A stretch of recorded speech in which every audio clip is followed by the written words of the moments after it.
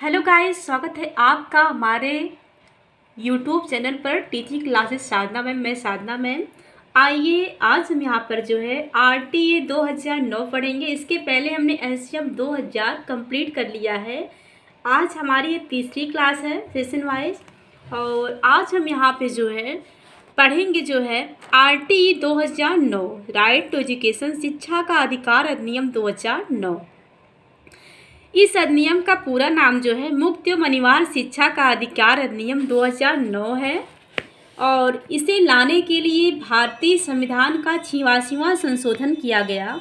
इसे मूल अधिकार बनाने के लिए भारतीय संविधान के अनुच्छेद 21 में खंड का यानी कि ए में जोड़ा गया। 1 अप्रैल 2010 को यह तत्कालीन उस समय के जो है जम्मू एवं कश्मीर को छोड़ करके शेष सभी भारत में लागू हुआ। इसमें जो है 7 अध्याय 38 धाराएं तथा 1 अनुसूची में से बांटा गया है।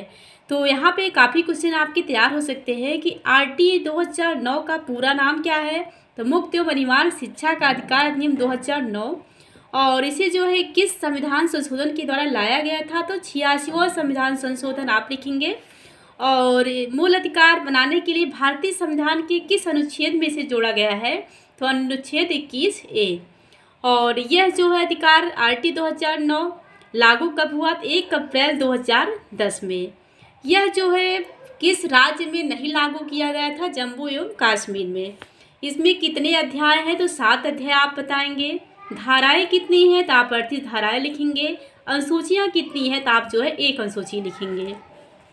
आइए देखते हैं इसमें धाराओं के बारे में हम वर्णन करते हैं, जिसमें जो है इसका जो है संपूर्ण जो है इसमें व्याख्या इसकी समाहित है। धाराएं जो इसमें हैं, पहले धारा है अधिनियम का नाम, लागू होने की तारीख और विस्तार क्षेत्र। फिर पहली धारा में ये जो है बताया गया है कि अधिनियम का नाम क्या है, शिक्षा का अधिकार अधिनियम 2009, लागू होने की तारीख क्या है 1 अप्रैल 2010, और विस्तार क्षेत्र इसका क्या है जम्मू कश्मीर को छोड़ करके संपूर्ण भारत। धारा 2 में जो है महत्वपूर्ण शब्दों की व्याख्या की गई है, जैसे कि बालक 6 से 14 वर्ष तक के बालक बालिकाओं के लिए जो है निःशुल्क एवं अनिवार्य शिक्षा का ये प्रावधान करता है। प्रारंभिक कक्षा 1 से 8 तक की कक्षा तक के बालक बालिकाओं को निःशुल्क एवं अनिवार्य शिक्षा का जो की व्यवस्था ये करेगा RTE 2009। और समुचित सरकार, केंद्र सरकार, राज्य सरकारें, केंद्र सारे प्रदेशों की सरकारें, इनके जो कर्तव्य हैं इसके बारे में यहाँ पे चर्चा की गई है जो है। और इसके बाद है स्थानीय सरकार, नगर निगम एवं ग्राम पंचायत, इनका क्या कार्य है ये सब इसमें बताया गया है। स्कूल, पूर्णतः सरकारी सहायता प्राप्त विशिष्ट स्कूल और निजी स्कूल, 4 प्रकार के स्कूलों के बारे में इसमें बताया गया है कि पूर्णतः सरकारी स्कूल और सहायता प्राप्त स्कूल, विशिष्ट स्कूल और निजी स्कूल। तो इसके बाद आता है धारा 3। धारा 3 में जो है 6 से लेकर के 14 वर्ष तक के सभी बालक बालिकाओं को जो है शिक्षा जो है उपलब्ध कराई जाए, इस बात पे जो है इस पे बताया, ये चीज़ इसमें बताया गया है। धारा 4 में ये बताया गया उम्र के आधार पर प्रवेश। आप जो है बच्चे का जो प्रवेश है, एडमिशन है, उम्र के आधार पर लेंगे। अगर कोई बच्चा आपके विद्यालय में 13 वर्ष के बाद जाता है, 13 वर्ष का बच्चा आपके विद्यालय में एडमिशन लेने गया है, आप उसका एडमिशन 1 में नहीं करेंगे, आप उसकी एज के अकॉर्डिंग उसका एडमिशन करेंगे। जैसे 6 साल के बच्चे का एडमिशन 1 में हो रहा है प्राथमिक विद्यालयों में, 7 साल के बच्चे का एडमिशन 2 में हो रहा है। इस तरह जो 13 साल का बच्चा है उसका एडमिशन आप जो है उसकी एज के हिसाब से जो है क्लास में करेंगे। ऐसा नहीं है कि 13 साल के बाद कोई बच्चा एडमिशन लेने गया है, किसी भी कारण से वो विद्यालय नहीं जा पाया है और 13 वर्ष के बाद विद्यालय में आ रहा है, तो आप उसका एडमिशन जो है क्लास 1 में नहीं करेंगे। आपको एडमिशन कैसे देना है, उम्र के आधार पर। धारा 4 में बताया गया है।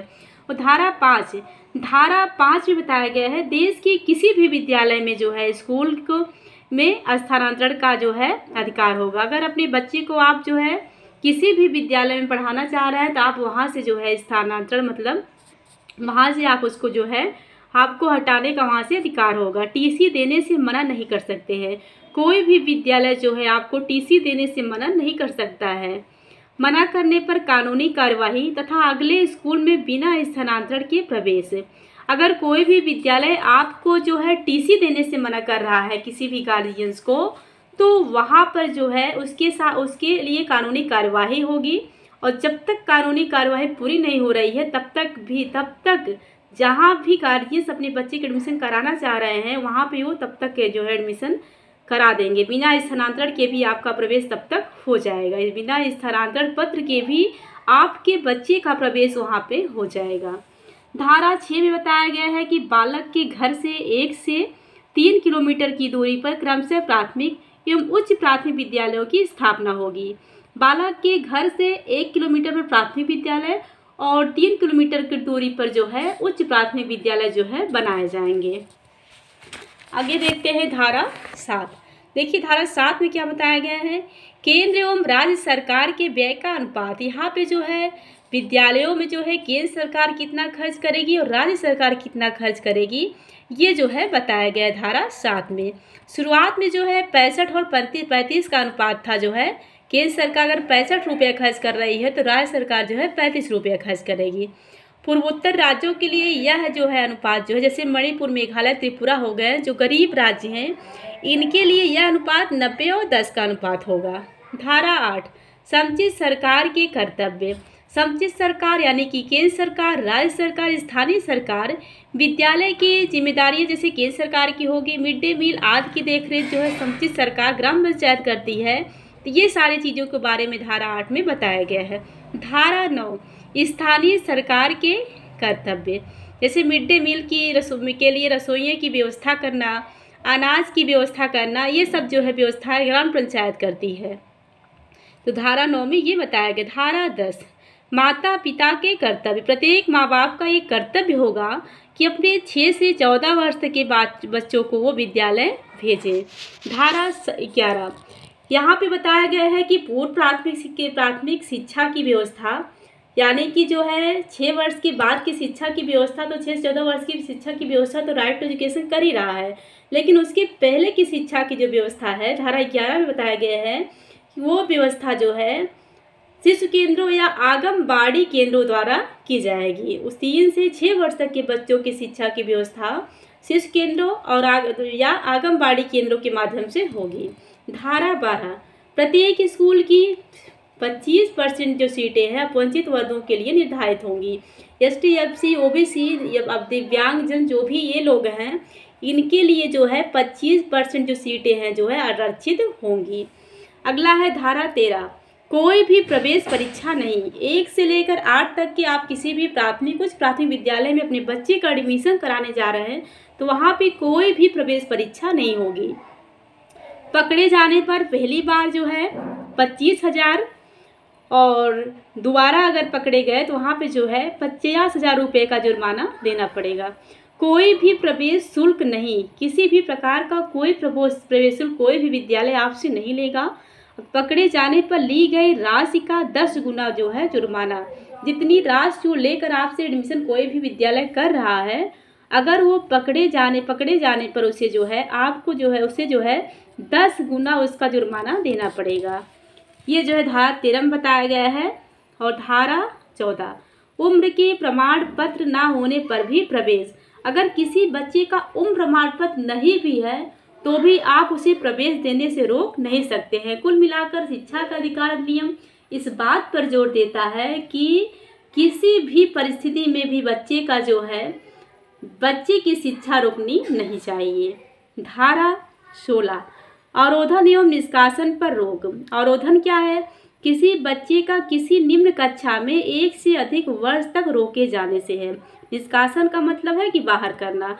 अगर कोई बच्चा बहुत कमज़ोर है, अब आप चाह रहे हैं कि 2 में पढ़ा बहुत कमज़ोर है, 1 साल और इसी 2 में पढ़ाएंगे, तो आपको ऐसा नहीं करना है। आप एक ही कक्षा में बच्चे को बार बार नहीं पढ़ाएंगे। अवरोधन से यही तात्पर्य है।